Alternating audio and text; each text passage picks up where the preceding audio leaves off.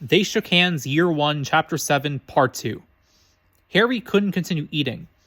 The succulent slices of roast beef that he had taken grew cold. A wizard's duel. Bloody heck, even if it was only a second, this wasn't good. He hadn't been raised a wizard. He knew nothing about these things. Tracy, sitting on his left, leaned over. "What's wrong?" she whispered. "Nerves," he whispered back. "You'll do fine," she assured him. "Draco can take care of himself. All you have to do is stand around and look pretty." Harry grinned despite himself. "Trust me, Harry, this isn't a big deal. I think it'll be very, very educational for you. You mean you get to see how proper wizards do things?" Tracy nodded, and you get to watch Draco wipe the floor with that weasel. As soon as politely possible, Harry, Draco, Pansy, Tracy, Millie, and Theo all at the table and hurried to the classroom he'd been using for practicing their spells. Theo took a bit of chalk and marked two places on the floor. "That look about right?" he asked. Draco barely glanced at the marks. "Fine," he said, "but who am I practicing against?" Theo looked around at the others. "I guess that would be me," he said, sighing. If you don't want to, Theo, I'll do it," Millie volunteered. He shook his head. "No, I need to practice too." Drake and Theo squared off, wands at the ready. Each took a dueling posture. 3, 2, 1, go, shouted Tracy. Aegi's Book Harry. Theo cast a shielding charm as Draco pointed his wand and cast his own spell. Back and forth, the two cast their spells, dodging, ducking, and occasionally connecting. Draco fell victim to a leg locker curse and took several nasty hexes before he could remove it. Theo exulted in this momentary victory and led to his downfall when he was caught unawares, kind of skipped a jelly legs jinx. "Bugger," he shouted, falling down. "I win," Draco said, smirking triumphantly. "Like hell." He was pointing his own wand from the floor, casting a tickling charm. Draco dropped his wand as he clutched his sides, laughing uncontrollably. "Enough," Harry said, stepping between them. He formed the counter for the charm on Draco and helped Theo to his feet. "Impressive, boys," Millie said, clapping her hands. "Thank you," cast Draco, wheezing for breath. "I say you're more than ready to take on Weasley," Tracy said admiringly. "There's no way you can know even half of those spells. Certainly won't be able to think fast enough to do those reversals." "Let's hope so," Harry said. "He always a proper duel end." Tracy took his arm as they left the classroom and made their way down to the dungeons. "Depends on how serious the dispute is," she said. "If it's real serious, it can be to the death, and the second will take over, but usually it's just to one wizard disarms the others. The wizard loses hold of his wand, then the duel is over. But what then?" Harry asked. She blinked. "Well, I suppose the loser has to apologize. There's a specific term is laid up before the duel begins." Harry fretted. "I don't know enough about this to be a proper second," he said, wringing his hands. "Don't worry about it," Tracy reassured him. "He knows what he's doing. He won't make any mistakes." When they got back to the common room, Harry and Draco immediately went to bed. They needed to be awake and full of vigor to do their best. Draco especially needed to expunge his magical energies after practicing he'd been doing. Despite Harry's worries, he fell asleep almost immediately. The next thing you do, Draco was shaking him awake. "Come on, Harry, it's time to go to defend Slytherin pride." Harry ran aggressively as someone to the bathroom where he splashed cold water in his face. The shock of it snapped him awake instantly. Returned to the dorm and found Draco awake as well, double checking his wand was still secure.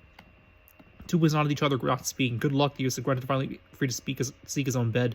There was silence as they walked the corridors and made their way up to the stairs to the third floor where the trophy room was. Weasley and Finnegan weren't there yet.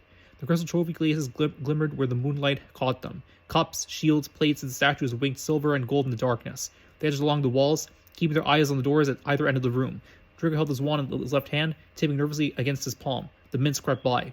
"Where is that git?" Harry asked, impatient to have done with this so he could go back to bed.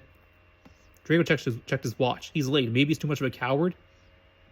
Harry was about to respond, but a noise in the next room made him freeze. He drew his own wand. "Stiff around, my sweet. He might be lurking in a corner." "Filch! Mrs. Norris! They've been betrayed!"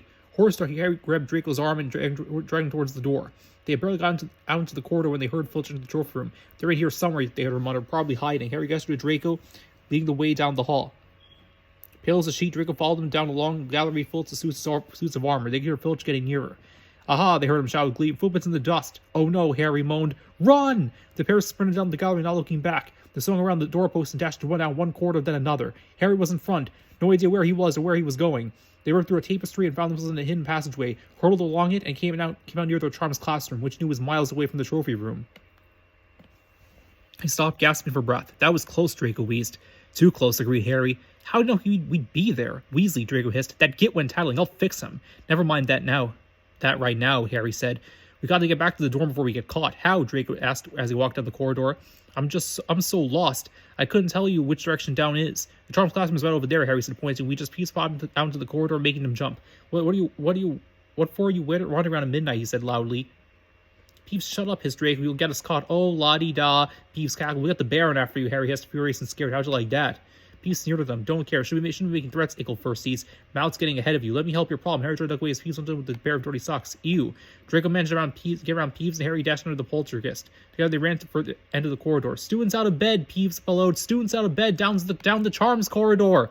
"Oh, we're in it for it now," moaned Draco as they ran for their lives. At the end of the corridor, Harry reached for the door to push it open and slammed into it hard.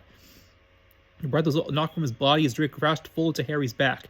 Open the door, Draco cried, trying to get the knob. Together they pushed and pulled. It was locked and refused to open. We're done for, Harry said, nearing a state of panic. Not only seconds Filch will be on them. Harry forced himself to stop panicking. Brusquely pushed his panic to the back of his mind. Willoughby was telling him about unlocking Charm yesterday. What were the bloody words? Aloha Mora, he said. Aloha Mora, he said, praying for the spell to work. A jet of white light shot from the end of his wand into the lock. Draco quickly pulled the door open, and they ducked inside, slamming the door shut behind them. They leaned up against the walls in relief. Bugger, that was too close. Draco was shaking. Too many panic attacks through too short a life time frame. Which way did they go, please? Filch was saying, his voice fairly audible through the door. Quick, tell me now. Say please, the poltergeist asked him.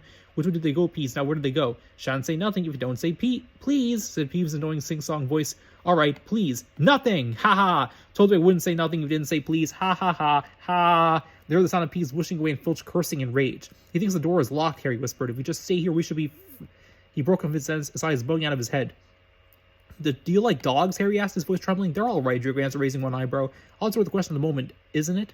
Not really, Harry said, pointing a finger up behind Draco's head, way up tall. Harry was quite wrong to a nightmare. Off top of everything else that had happened tonight, he just couldn't take this sort of shock. They stood not in the classroom here, as Harry had supposed, but instead in the forbidden third floor corridor. Now he knew why it was forbidden. Now he knew why Dumbledore had promised a fearsome and horrifying death. Draco turned around and let a slight whimper as he stared up into the eyes of a monstrous dog, a dog that filled the whole space between ceiling and floor. It had 3 heads, 3 pairs of rolling, mad eyes, 3 noses twitching and quivering in their direction, 3 drooling mouths, saliva hanging in their slippery robes from yellowish fangs. It was standing quite still, all 6 eyes staring at them. Harry knew that the only reason they weren't already dead, and there was that sudden appearance that taken it by surprise, but it was quickly getting over that. There was no mistaking what those thunderous growls meant. Harry groped for the doorknob. Given twisting between Coffee Filch and being dying the most painful, horrifying death, he chose Filch. They fell backwards, Harry slamming the door closed, and they flew back to safety of the dungeons. Filch was a bit hurried off to look for them elsewhere because they couldn't see him anywhere, and they hardly cared. All they wanted to do was fill as much space between them and monster as possible. They didn't stop running until they reached the bank stone that concealed the entrance to the Slytherin common room. Shaking, nearly crying from their sheer stress, they collapsed onto the floor in front of the fire. What in the name of the founders is a beast like that doing in a school filled with children? Draco demanded, his voice shaking. He had lost his normally cool demeanor and appeared on the verge of a breakdown. That's too much big of it to be a watchdog, Harry attempted to joke. But his joke was started the cogs turning in his own brain. Watchdog, guard, treasure, vault. The Gringotts brig, and Harry said the only place more secure than the Gringotts was Hogwarts itself. It was seen as logic at best, but it did seem to fit. He knew where the grubby little package from Vault 713 had gone to. So yeah, that's the 7th chapter of They Shook Hands, Year 1. Dueling and Discovery. Take care, everybody. Tonva Legend, 826 out.